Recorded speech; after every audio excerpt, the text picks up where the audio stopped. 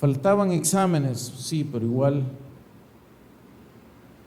hay que declarar lo que no es como si fuera, ¿verdad? Muy bien, vamos a la Biblia, mis hermanos. Espero que haya venido con ganas de palabra de Dios. No, ya vi que no. Espero que sí. Muy bien. Hechos capítulo 12, versículos del 1 en adelante. Perdón, versículo 5. Hechos 12, 5.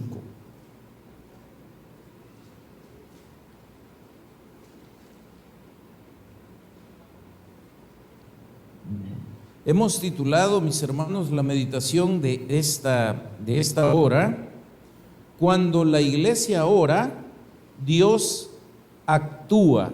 Y esto, fíjese que es una realidad que a veces a nosotros se nos olvida, y a veces parece que orar fuera algo como que, bueno, hagámoslo porque es como una obligación religiosa, pero realmente la oración es el medio que Dios nos ha dejado para poder hablar con Él y para poder recibir instrucción, para poder recibir milagros, para poder recibir muchas cosas. Así es que vamos a leer la palabra de nuestro Dios. Lo hacemos en el nombre del Padre, y del Hijo, y del Espíritu Santo. Dice la Biblia: así que Pedro estaba custodiado en la cárcel, pero la iglesia hacía sin cesar oración a Dios por él.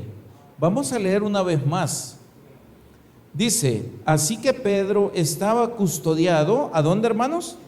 En la cárcel, pero la iglesia del tabernáculo, ¿cómo dice? Hacía sin cesar. Oiga, ¿cómo lo hacía? Sin cesar oración a Dios por él. Oramos. Padre, te damos gracias, mi Dios, en esta tarde, por tu amor, por tu palabra, por cada enseñanza y por cada momento que nos permites aprender más de ti. Hoy queremos, Señor, que hables a nuestras vidas, que hables a nuestros corazones y nos ayudes a ser edificados en tu palabra. Toma control de todo lo que se diga, porque todo te lo pedimos en el nombre glorioso de Jesús. Amén y amén. Muy bien, mis hermanos, pueden sentarse. ¿En cuántas ocasiones vemos al apóstol Pedro, vemos al apóstol Pablo, que están pasando por dificultades, verdad? El apóstol Pablo principalmente, apedreado, azotado, encarcelado, metido en un barco que va para Roma, un montón de cosas, pero en todas esas ocasiones usted puede ver que hay un Dios fiel que no deja perecer y que no abandona a los suyos. El apóstol Pedro estaba preso, como lo acabamos de ver, y lo que quiero resaltar de esto es lo siguiente, y es que muchas veces se nos ha olvidado orar a Dios. Hemos ido enfriándonos, como dice la gente.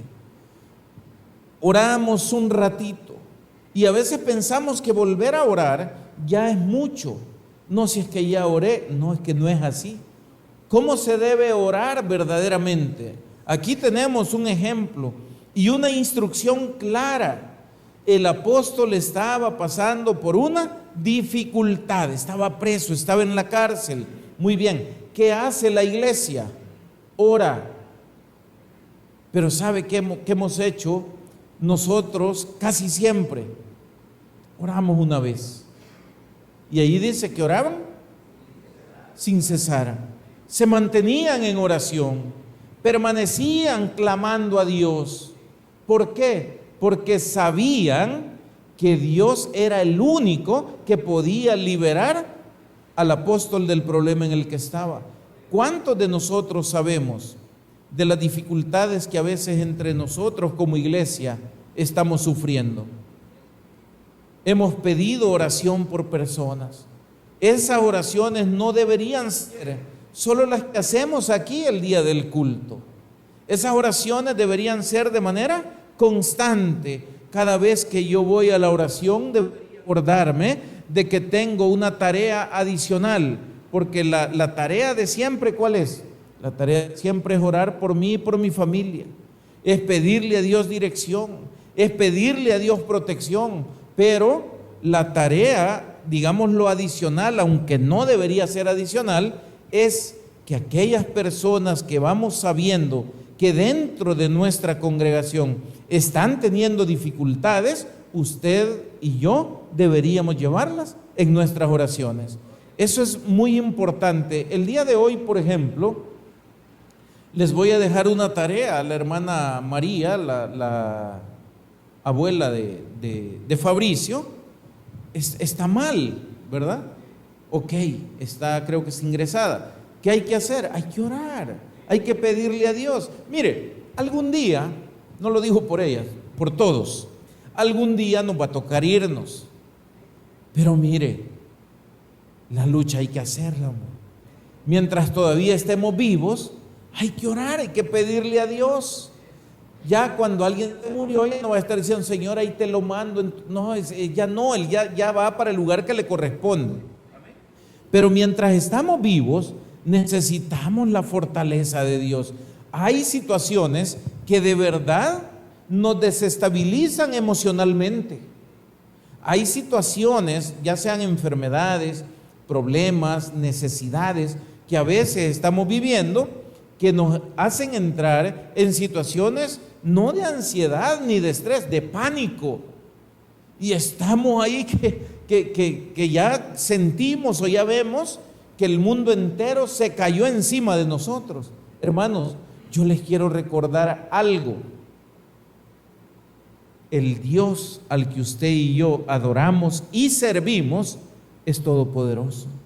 Entonces no importan las circunstancias en las que nosotros estemos, Él sigue siendo Dios, Él sigue siendo poderoso, Él sigue teniendo el control de todas las cosas. Fíjese que cuando nos ponemos a estudiar la Biblia, ahorita por ejemplo en el seminario de teología, estamos estudiando con algún grupo de alumnos por ahí, la epístola a los romanos, en otra estamos con doctrinas que estamos viendo los tiempos finales, cosas de ese tipo. Pero hay una en particular que estamos estudiando, el libro de Daniel. Y hay una cosa maravillosa en este libro. ¿Sabe que cuando usted es curioso y se mete a estudiar la Biblia, se ha dado cuenta que el último libro del Antiguo Testamento es el libro de Malaquías, ¿verdad? Y luego el primero del Nuevo Testamento es el Evangelio, Mateo. Pero entre Malaquías y Mateo, le pregunto yo, ¿cuántos años pasaron entre que se escribió Malaquías y se escribió el Evangelio de Mateo, o lo que sucede en ese Evangelio? Pasaron 400 años. Pero en esos 400 años se dice los 400 años de silencio de Dios. ¿Por qué? Porque no hubo profecía, porque no hubo mensaje al estilo que ha habido en todo el Antiguo Testamento y como sucede después en el Nuevo. Mi pregunta es, ¿usted cree que si en ese periodo de tiempo, 400 años, no hubo profecía al estilo que estaban acostumbrados, será que Dios se habrá desentendido de lo que pasaba aquí? ¿Seguía Dios teniendo el control? ¿Qué cree usted? Sí tenía el control. Y cuando estudiamos este libro de Daniel, es bien bonito, porque en el capítulo 8 de Daniel se da la profecía que se cumple justamente en esos años de supuesto silencio de Dios. Amén.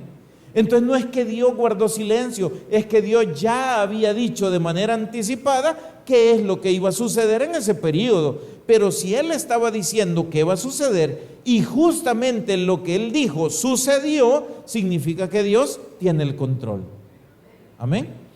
Ahora piense usted, ¿cree usted que aquellas cosas que hoy a nosotros nos quitan la calma, que nos preocupan y que nos tienen en pánico, como le dije antes, porque a veces ya no es ansiedad, ¿verdad? Ya es pánico, ya no sé si ha llegado usted a ese extremo, donde de repente usted está tan afligido por algo, que con solo oír el sonido de algo, de repente usted salta y se asusta.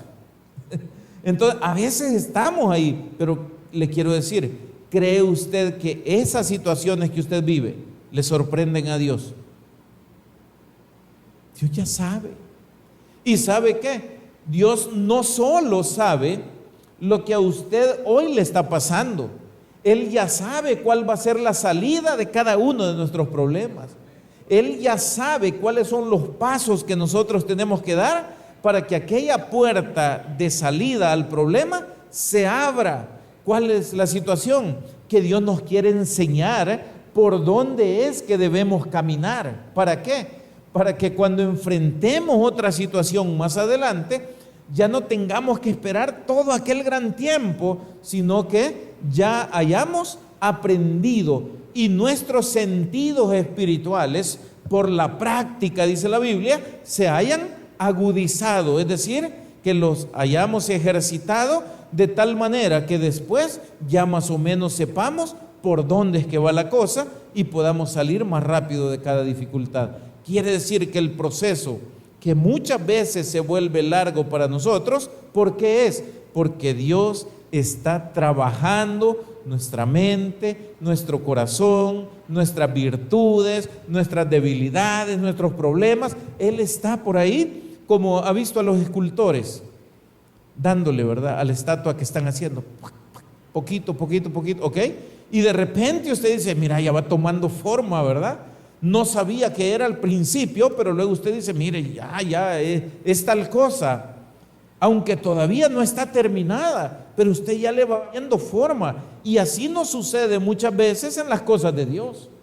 Mire, yo le he contado a usted cómo Dios me sacó de donde yo estaba y cómo llegué a estar aquí con ustedes. En el momento, les soy honesto, para los que no conocen ese testimonio, algún día se lo voy a repetir, no hoy, pero le soy honesto, yo no entendía absolutamente nada cuando a mí Dios me agarró de donde estaba y me comenzó a mover hasta llegar aquí. ¿Qué entendía? Nada. Según yo, el que se estaba moviendo por voluntad propia era yo. Dios estaba moviendo sus piezas. Él estaba moviendo los hilos de la vida. Entonces, veo yo ahora, tiempo después, veo para atrás y me doy cuenta de una cosa.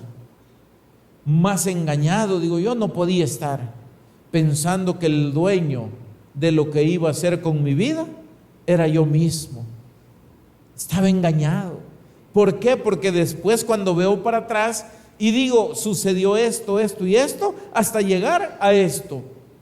¿Quién pudo estar detrás de cada decisión, de cada acción? ¿Quién me fue acorralando, por decir así, para que no me metiera por un lado, sino que me metiera por el otro? No es que me crea gallina, ¿verdad? Porque eso está de moda hoy, pero no es así. Pero le iba a poner el ejemplo como cuando usted anda siguiendo la gallina, ¿verdad? Que la que se va a comer en el almuerzo, ¿qué es lo que usted trata de hacer con ella? La va arriando, ¿verdad? Poquito a poco hasta que entra a la casa, porque allá le cierra la puerta y pobrecita la gallina. Pues así nos pasa a nosotros, para meterlo también en el mismo, no solo a mí, así nos pasa a nosotros. A veces Dios va moldeando, nos va arriando. A veces, ¿cómo entra la gallina a la casa? Tirándole comida también, ¿verdad? Aquí voy bien, y de repente ya no era comida, era otra cosa. Dios a veces nos lleva y a cada quien lo lleva de diferente manera. Eso también usted tiene que entenderlo. No porque Dios trató de la manera que trató conmigo, lo hará de la misma manera con usted. Con usted va a tratar de otra manera, Él sabe cómo. Pero el punto es que Dios es experto en llevarnos a una situación donde no hay otra salida más que hacer la voluntad de Él. Si tiene dudas de esto por el testimonio que yo le doy, cuando llegue al cielo, ¿cuántos van a ir al cielo aquí? Amén. Cuando llegue al cielo, ahí le pregunta a aquel profeta llamado Jonás. ¿Se acuerdan de él? ¿Qué pasó con Jonás? Jonás, tú eres mi profeta. Jonásito, vamos al evangelismo. Perdón, vamos a predicar a Nínive. ¿Qué le parece? Ay, Señor, no, si es domingo. No, no dijo así. No, Señor, si yo, hoy no, hay otro día, que vayan los hermanos que siempre van. Ya tienen práctica en ese pedrero, pasando todas veredas, volar. Que vayan ellos. Jonás, debes comprender que eres, y hoy voy a hacer referencia al culto anterior. ¿Cuántos vinieron el miércoles? Ok, voy a hacer referencia a lo que vimos el miércoles. Mas vosotros sois, nos decía Dios. ¿Qué somos? Linaje escogido, no cualquier pijullo, ¿verdad? Linaje escogido, real sacerdocio, nación santa, pueblo adquirido por Dios. Pero aquí viene lo bonito. ¿Para qué? Para que anunciéis las virtudes de aquel que nos llamó de las tinieblas a su luz admirable. ¿Está conmigo? Entonces, lo mismo le dijeron a Jonás: Jonás, eres mi profeta, venite, hombre, vamos, te voy a dar un mensaje que le debes ir a dar a aquel montón de gente mala que está allá. Y Jonás dijo: no, pero si esos son los que molestan a las bichas de mi pueblo. No, y es que era verdad. Es que esos son los que le roban a los que pasan para allá. Es que esos son violentos, los bolos, los tal cosa. Ok, era verdad. Pero Dios quería que Jonás fuera a hablarles a esas personas. ¿Está conmigo? Pero Jonás dijo: yo me voy y Dios no me alcanza. ¿Alguno pensará así aquí? Aunque te subieras a las estrellas, como dice la Biblia, de allá te voy a bajar a pedra. No, ¿verdad? Allá estás tú. O sea, no hay dónde esconderse de Dios. Cuando sale Jonás y se sube al barco, mire qué problema les ocasionó a los demás que iban ahí sin saber. ¿Está conmigo? Quiero que sepa algo. Nuestra rebeldía, la mía, puede meter en problemas a mi familia, porque vamos en el mismo barco. Amén. Entonces Jonás se subió. Aquí vamos todos, vámonos para Tarsis. De repente, bueno, ¿y esta gran tempestad de dónde?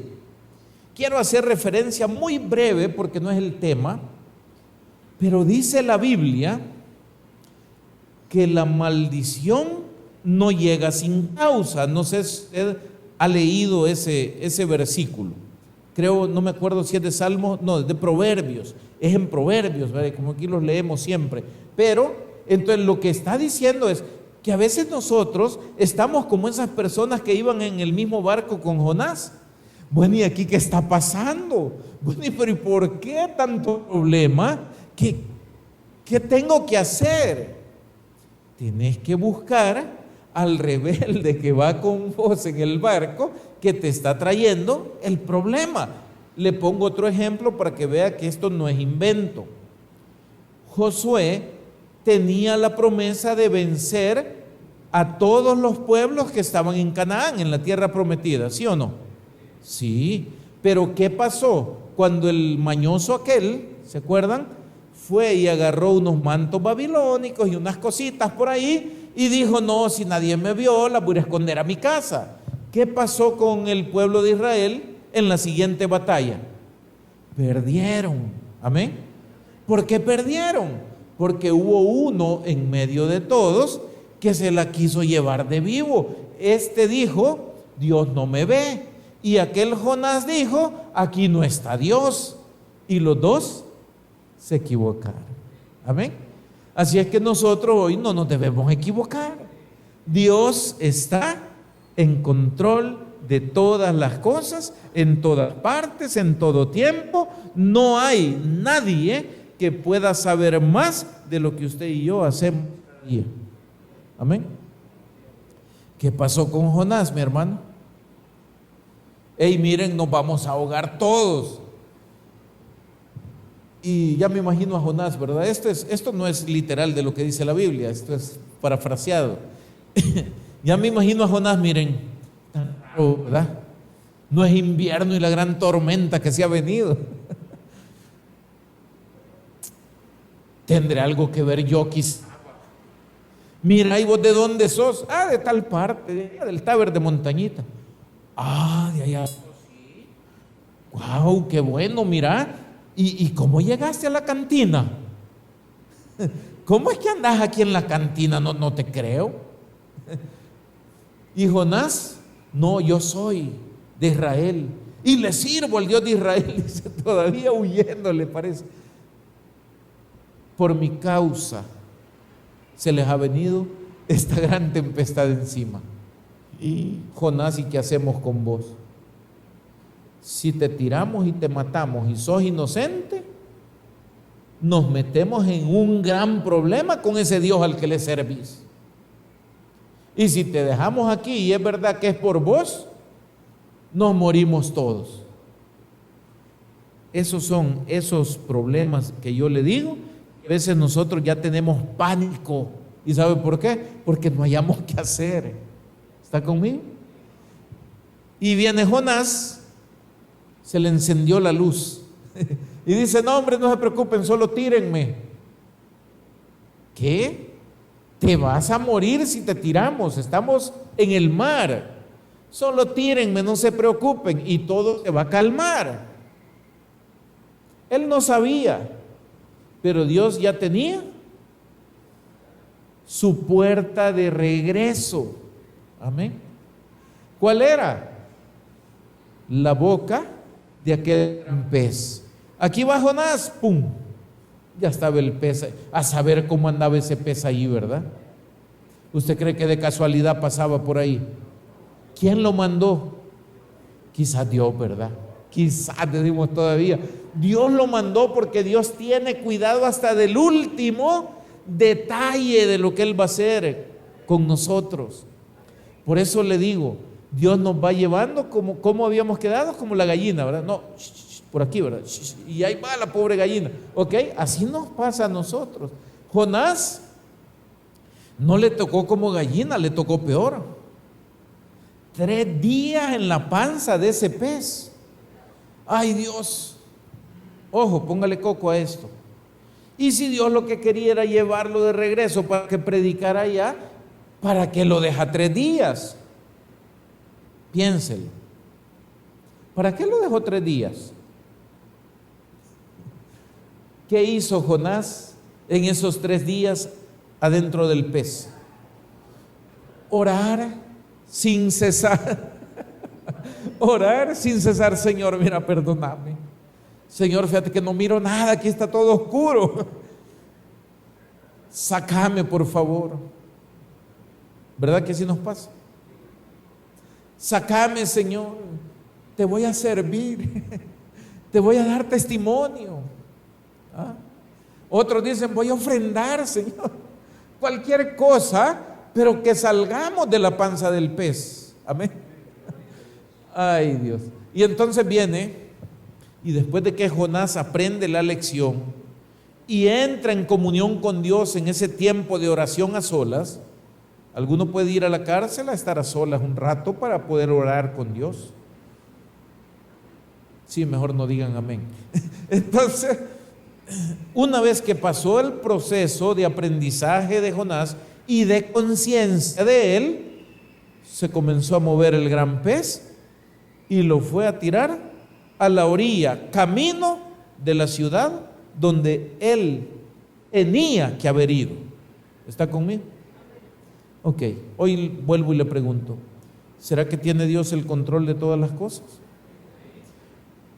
¿Por dónde andamos nosotros? ¿Estamos en el barco? No nos hemos subido al barco todavía. Andamos como Jonás pensando, no, yo ahí no voy. Y ya está pensando dónde ir a comprar el boleto para subirse al barco. Otros quizás ya van en el barco y ya la tempestad ya les comenzó a dar un poquito. No, pero no son de esta iglesia, son de otra. Entonces, otros quizás ya están en una etapa más adelantada, en la panza del pez. Y otros sumamente contentos salieron de la boca del pez y ahora testifican y glorifican de la bondad y de la misericordia de Dios. ¿A dónde vamos nosotros en este proceso? No lo sé. Pero lo que sí le sé decir es que a los que aman a Dios, todas las cosas les ayudan para bien. Iglesia, no deje de orar. Pero no oremos como Jonás.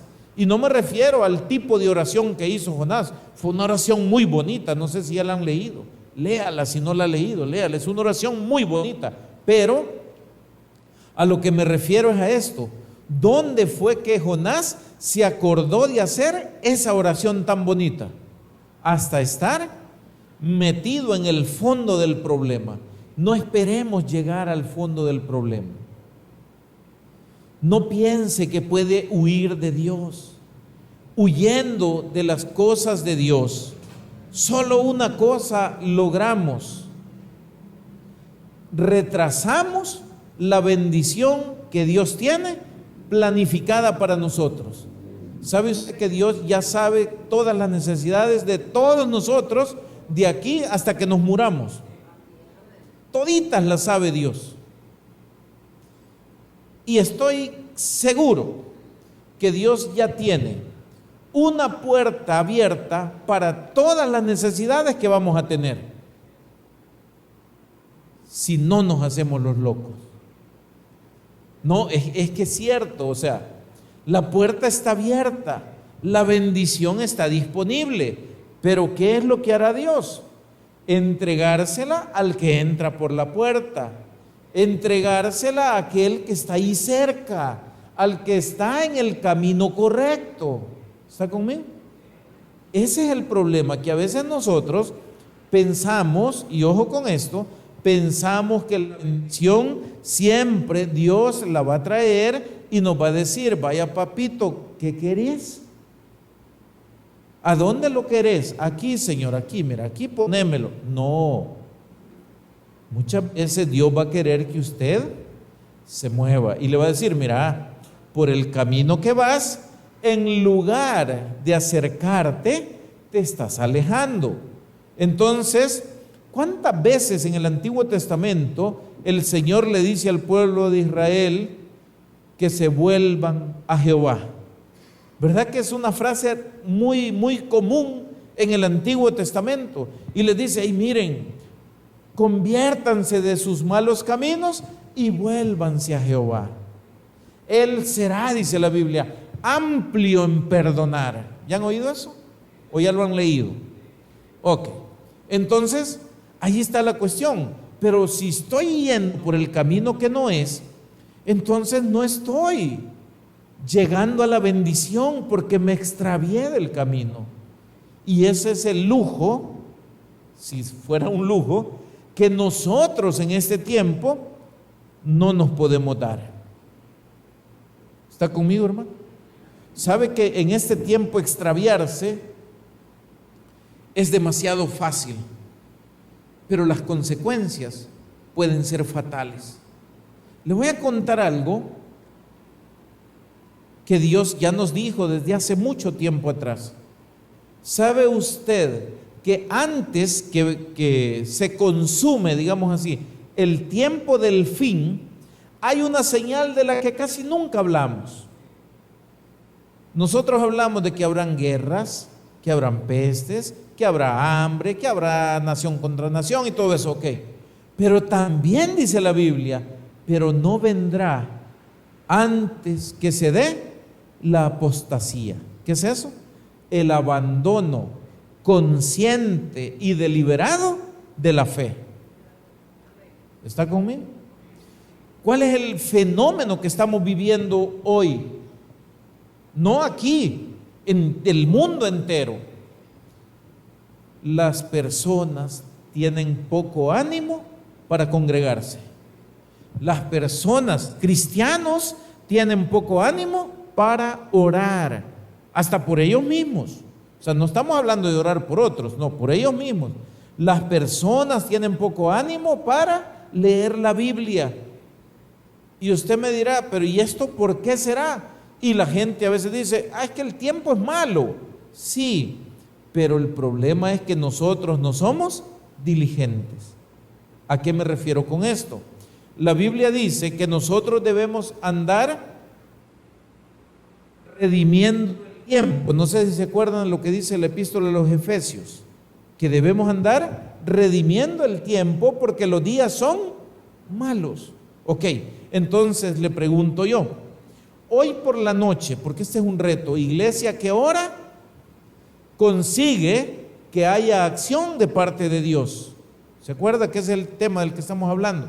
Ok, hoy en la noche le pregunto yo, ¿qué hará usted esta noche? ¿Congregarse? Ya vino, gloria a Dios porque usted ya vino. Ya cumplió con este único y primer paso. Le faltan los demás. ¿Cuántos de los que están hoy aquí, no levante la mano, es una pregunta nada más para usted, cuántos ya leyeron la Biblia el día de hoy? Ahí usted tranquilo. ¿Cuántos ya oraron, pero en su oración personal, no en la que hicimos todos juntos aquí? Bueno, no lo sé, usted lo sabrá. Hoy por la noche verá TikTok hasta la medianoche, o le pedirá a Dios que le ayude a no caer en la tentación del mundo actual. No me vaya a venir por ahí, porque eso sí se lo digo desde ya. El día que me venga disfrazado de algo allá, le vamos a decir a los de seguridad que lo saquen. No puedo decir lo demás. Dígame. Ok. ¿De dónde vienen todas esas locuras, hermano? Óigame, es una aberración lo que la gente está haciendo. ¿Y sabe por qué? Por falta de Dios. Dios nos hizo a su imagen y semejanza, y nosotros nos queremos hacer a imagen de un chucho. No, hombre, discúlpeme, no. No, es que no. América, hoy con estos locos que andan ahí que se creen. Por ahí anda uno que dicen que se creía loro, se subió a un palo y está todo quebrado porque se cayó. Bueno, ¿sabe lo que están haciendo en Europa hoy? Porque como nace una moda por aquí, sacan otra por allá. ¿No han visto lo de Europa? No. Ellos andan paseando chuchos también, pero con la diferencia que son imaginarios. O sea, andan la correa, andan la pechera que le ponen a los chuchos y esto, ¿verdad? Pero han hecho los volados esos de tal manera que sean duros, o sea, para que se quede como que fuera palo, digamos así, ¿verdad? Y entonces andan la correa y andan paseando a un chucho que solo en su mente existe porque no llevan nada. No se lo digo para que lo vaya a buscar y se vaya a pasar toda la noche en eso. Lo que le estoy contando, algunos ya lo están buscando, ya los vi.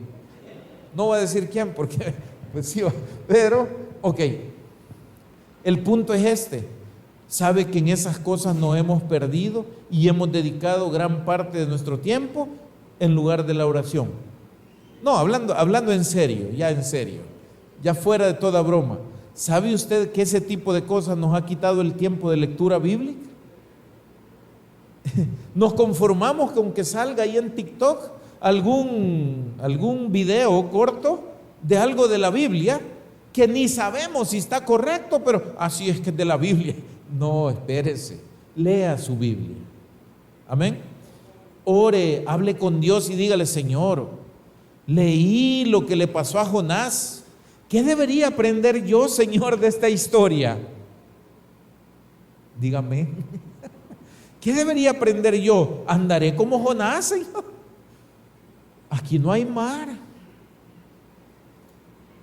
¿A dónde me irá a meter Dios? Va? Mejor no piense. Entonces, hablar con Dios, recibir de Dios guía, recibir sabiduría de Dios, porque hay decisiones que hay que tomar, porque hay acciones que hay que realizar. Y muchas veces, mi hermano, estamos, como dicen algunos, yo no, mire, ese sí, ahí me cuentan después qué significa porque no sé, pero dicen algunos como tocando aguado. ¿Qué es eso? O sea, sin ninguna certeza de nada. Yo lo entiendo así. Así que si una malcriadeja y me perdona, pues no sé. Pero a veces andamos así. ¿Por qué? Porque no tenemos seguridad de nada. ¿Y sabe por qué hay inseguridad? Porque no hay comunión con Dios. Cuando hay comunión con Dios, nos sentimos seguros. Cuando usted ha orado, cuando usted ha leído, cuando usted ha estado en sus cultos, dígame la verdad. En su mente, no me lo vaya a expresar con la boca. Dígame la verdad. ¿Se siente igual que cuando tiene un montón de no hacer estas cosas? No se siente igual. Es más, el día jueves, predicando allá en San Salvador, les decía yo a los hermanos, qué feo se siente cuando uno, y eso lo digo por mí, porque a mí me pasó alguna vez, no porque quisiera, pero pasé algún tiempo y un gran tiempo, una semana, que ningún día de la semana pude ir a la iglesia. Y la siguiente semana, a la hora de llegar, usted se siente diferente, se siente raro, o sea, como que hubiera pasado un gran montón de tiempo. Y en realidad solo había pasado una semana. Pero ¿qué es lo que sucede? Cuando uno está ahí todos los días, ¿verdad que no siente ningún tipo de inseguridad? No, hombre, tranquilo, confiado, ¿ok? Pero cuando uno va dejando este tipo de cosas, de repente ya no siente igual. Parece que algo cambió. ¿Qué es lo que estará pasando? Hay un problema espiritual que habrá que resolver. ¿Qué hacer entonces? Lo más pronto posible tiene que volver a encender el fuego que antes lo acercaba a Dios a cada momento. Eso es lo que hay que hacer. Simple. ¿Cómo se hace? Vuelva a la lectura, vuelva a la oración, vuelva a servir, vuelva a congregarse, vuelva a estar en las cosas de Dios. ¿Y eso qué hace? Vuelve a fortalecerle, vuelve a levantarle, su ánimo vuelve a cambiar y usted continúa y muchas veces como si nada hubiera pasado. Amén. Entonces, mi hermano, mi hermana, no vaya a desperdiciar el tiempo esta noche y por lo menos acuérdese de darle gracias a Dios porque nos ha permitido estar vivos hasta este momento.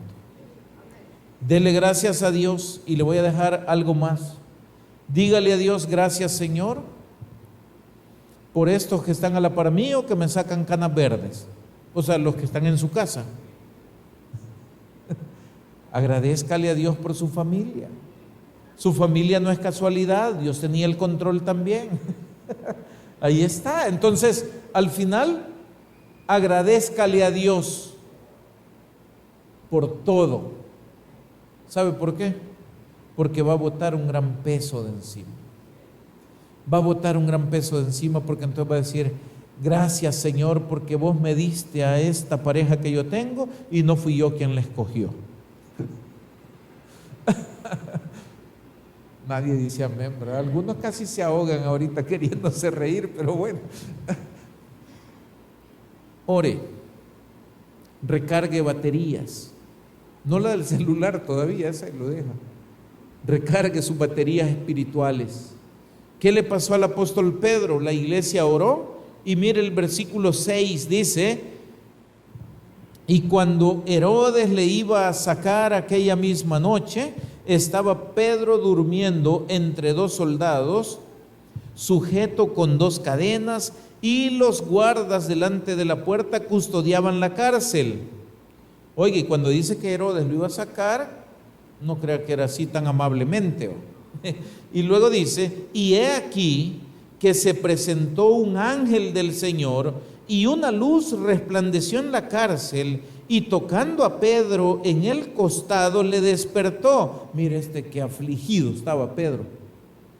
Él sabía en quién había creído. Le despertó diciendo, levántate pronto, y las cadenas se le cayeron de las manos. Le dijo el ángel, cíñete y átate las sandalias. Y lo hizo así, y le dijo: envuélvete en tu manto y sígueme. Y saliendo, le seguía, pero no sabía que era verdad lo que hacía el ángel, sino que pensaba que veía una visión. Habiendo pasado la primera y la segunda guardia, llegaron a la puerta de hierro que daba a la ciudad, la cual se les abrió por sí misma, y salidos pasaron una calle, y luego el ángel se apartó de él. Qué bonito, ¿verdad? Cubrirte con eso, nadie te va a ver. Sos invisible para aquellos que andan asaltando, para aquellos que andan haciendo daño, para aquellos que hacen maldad, y podés pasar en medio y usted dice: pues yo no sé cómo es que no me vieron. Dios es capaz de hacer esas cosas por nosotros. Qué bonito. Las cadenas las agarraron a golpes para romperlas. No, ¿verdad? Solas se cayeron.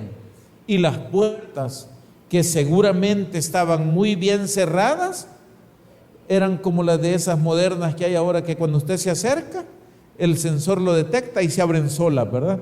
No, no eran de esas, pero sí se abrieron solas cuando el Hijo de Dios, por el que la iglesia oraba, iba de salida. Amén.